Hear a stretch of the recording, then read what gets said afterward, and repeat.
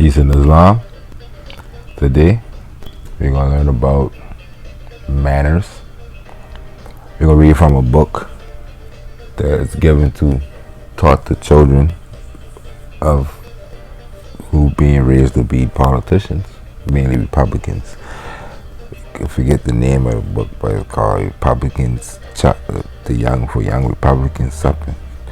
But we're gonna go through the manners section. It got a lot of good jewels in it. What you're gonna see as it reads as of the training to be a politician. You already know they got the outward show, but we're gonna take the inward show from it. Before we start, the man who spends his time in pulling other people's weeds can have no time to pull his own. And all the choicest flowers of life of the person who pulling the other man's weed will soon be choked and die, and nothing will remain but dorsal thistles and burrs. So what that means to us is ourselves, our inner weeds, we must pull. And in these videos we showing you how to do that, how to deal with your inner kingdom. We're gonna start with manners. I'm gonna go fast, good bit of reading. Try to make this less than an hour. If you are sensible of an inadequate development of any of these faculties or feelings on which good manners are based, set yourself at once about the work of cultivation. Cultivation is what we're doing when we read these, study these, think of these when we meditate. And we will be thinking of and studying this ourselves. And man, when you look about outside yourself, you studying man, studying the qualities, good manners. Set yourself at once about the work of cultivation. And a lot of this, again, we get from our mothers, and we cultivate throughout our life and create our characters. Remembering that the legitimate exercise of any organ, mind and the heart, also are organs, so we must exercise it, or a function necessarily tends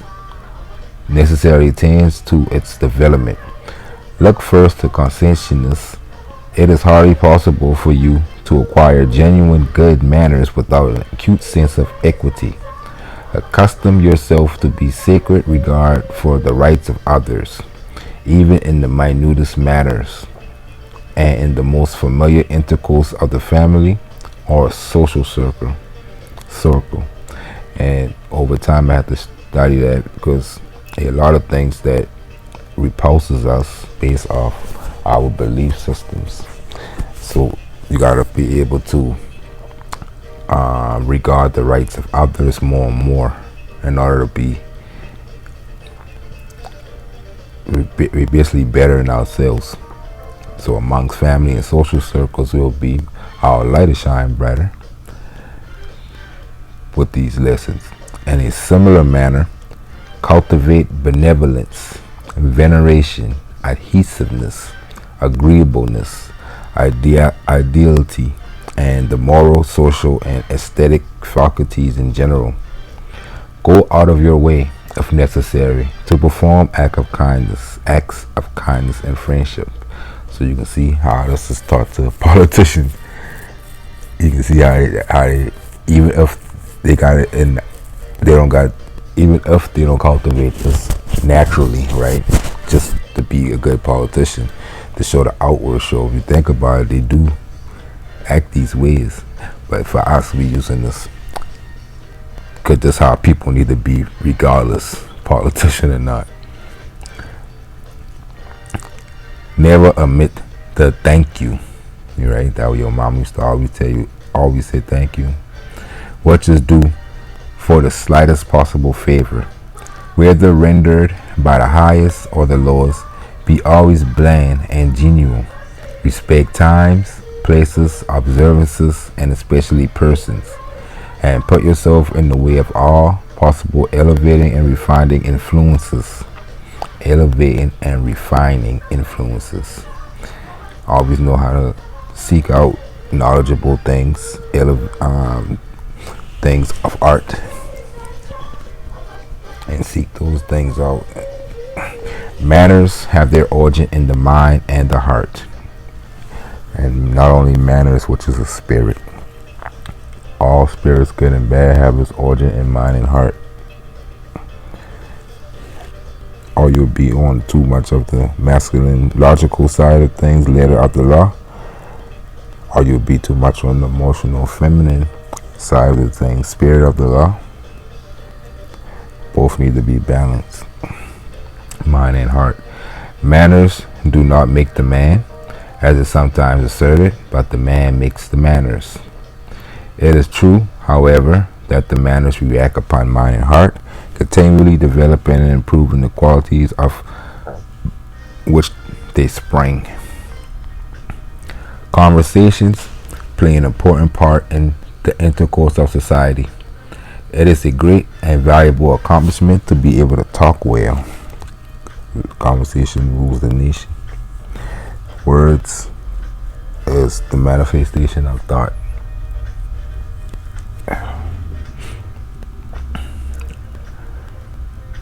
Cultivate language and the voice. Learn to express yourself with correctness, ease, and elegance. This subject is worthy of all the time and study you can give to it. How to Talk, a pocket manual of conversation and debate. That's another book they give to their children. And they cultivate in the same way we cultivate our children to be athletes. These people calling their children to be politicians. Which forms one of the series of handbooks of the home improvement. They got books on conversation, debate, home improvement. They don't take none of these things for granted. So we shall not, or give you all necessary aid in this department. Self-control.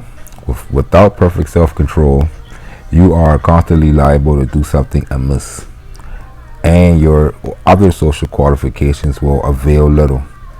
You must not only be fully conscious of who you are, what you are, where you are, and what you are about, also where you're going, your destiny, also your past, from whence you came, but you must also have an easy and complete control of all your words and actions, and feel at home wherever you are.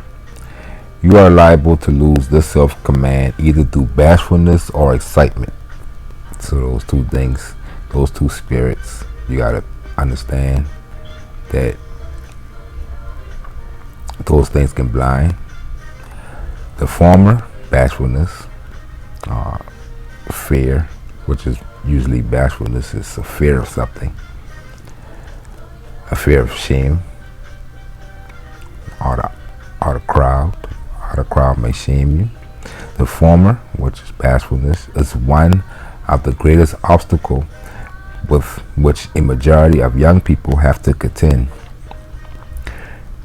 And that's how you help fight those spirits in your sons and daughters. It can be overcome by resolute effort and the cultivation of self-respect and self-reliance. Cultivate those two things in your children early as possible. Those two spirits. Do not allow it to keep you out of society. You will not conquer it by such a course. You cannot conquer that by hiding and being away from society. You might as reasonably expect to learn to swim without going into water, but you can destroy that spirit within your child quick by teaching them about self-respect and self-reliance. They are the greatest star. So you gotta always have your child know they're the greatest celebrity, greatest star.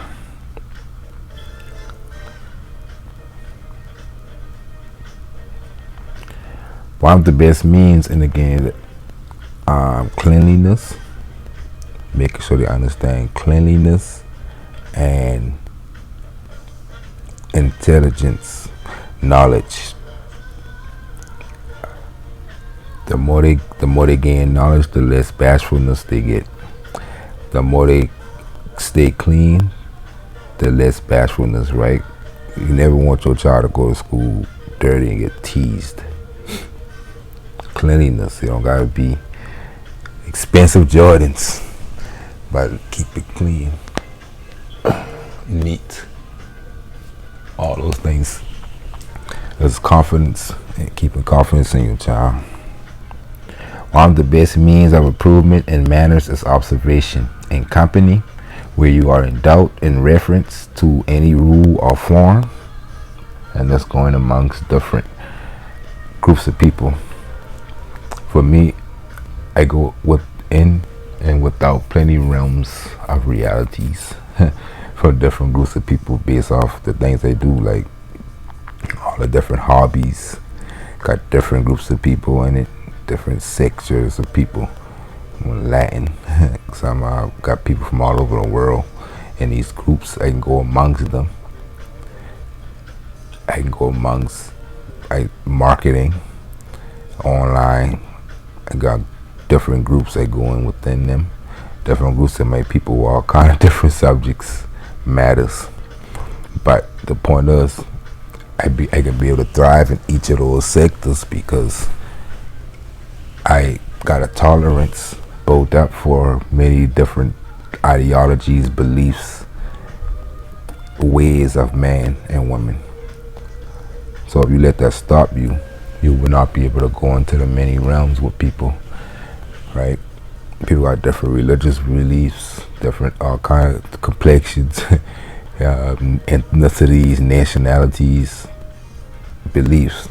So in order for your child to be able to go into those different groups, he cannot be hating on nobody for their beliefs or the way they are. They gotta be tolerant. So that's what they mean in company, where you are in doubt in reference to any rule or form, custom. Be quiet and observe what others do, and govern your conduct by theirs, but except in mere external forms. Beware of a servile imitation. And that's how you not get caught up in others' beliefs or systems. You just observe in external forms, the mere external forms, how you can accept, right? Tolerance. But beware of the servile imitation, imitating the crowd. You end up being servile to somebody. And again, it's for young Republicans, so they teach in leadership, so you can get leadership qualities. Seek to understand the principles which underlie the observance you witness, and to become imbued with the spirit of the society of good in which you move, rather than to copy particulars in the manners of anyone. And just explain that. You can be in the group, but don't be consumed, and you'll be able to go into different groups. We are individuals who unite for common causes and stuff. But the most important instrumentality for the promotion of the externals of good manners is constant practice in the actual everyday intercourse of society. And without this, our instructions, your study will both be thrown away.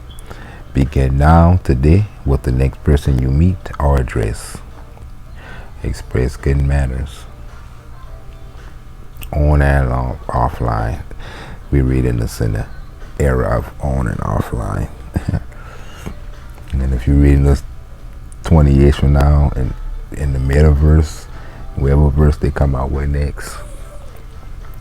Courtesy is the beautiful part of morality, justice carried to the utmost, rectitude refined, magnanimity in trifles, life illustrated. Good manners and good morals are founded on the same eternal principles of right, and are only different expressions of the same great truths. Both grow out of the necessities of our existence and relations.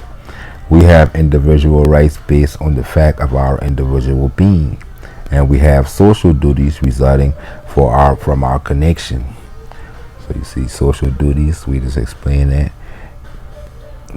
we got individual rights, but we should know how to connect and gather with each other.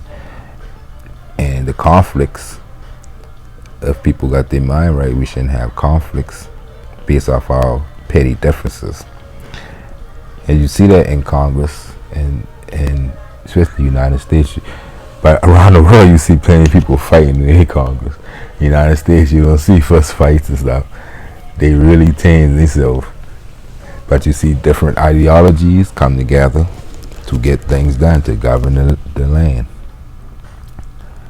With our individuals and the bonds of society with other individuals who have similar rights, morals, and manners alike, while they justify us in asserting and maintaining our own rights, require us scrupulously to respect in word and act or deed the right of others.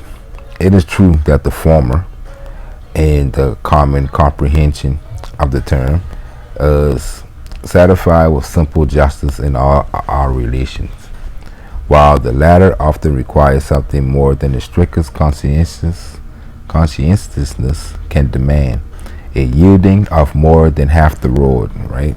Sometimes you gotta yield half the road. An exercise of the sentiment of benevolence as well as of equity, but the highest morality really makes the same requisition, for it includes politeness and recognize deeds of kindness as a duty, because those things man can't make you do. That's within your heart and mind to make it upon yourself to have those acts and deeds. And again, it's harder for adults. We mostly who reading this on this channel will be adults, but teaching this to children will be golden for them, because it'll become automatic. In this country, we need no incitements to the assertions and maintenance of our rights, whether individual or national. We are ready at all times to do battle for them, either with the tongue, the pen, or the sword, as the case may require. Even women have discovered that they have rights. You could tell this was written in like 1950s or something. And he must be a bold man indeed who dare call them in question. Yes, we all, men, women, and children, have rights and are forward enough in claiming them. Are we equally ready to respect the rights of others? The last one. Every denial of or interfere with the personal freedom or absolute right of another is a violation of good manners.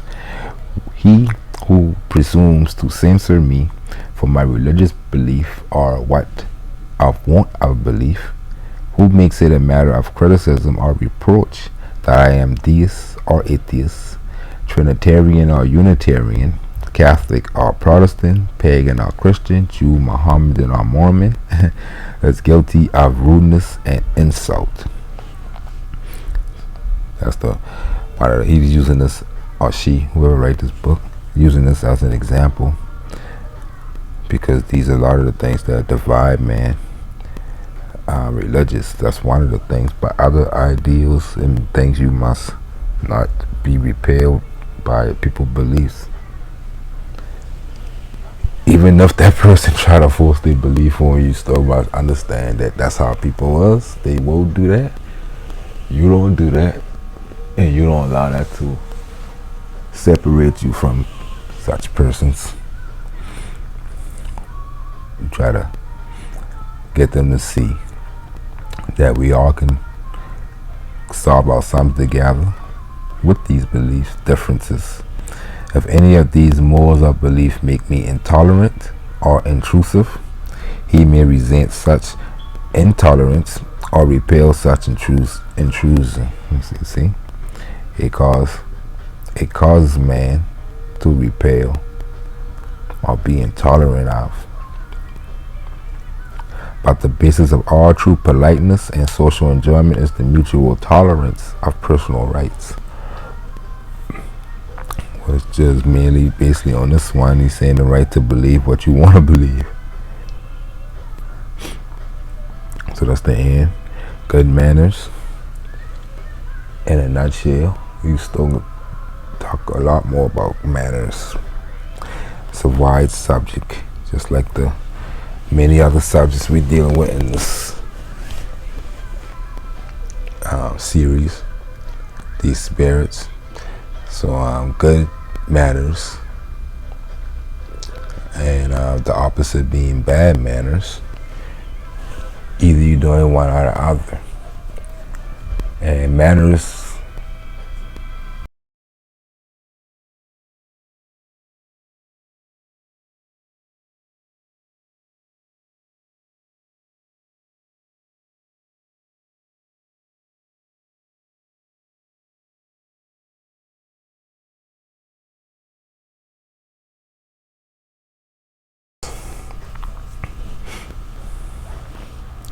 for the most part.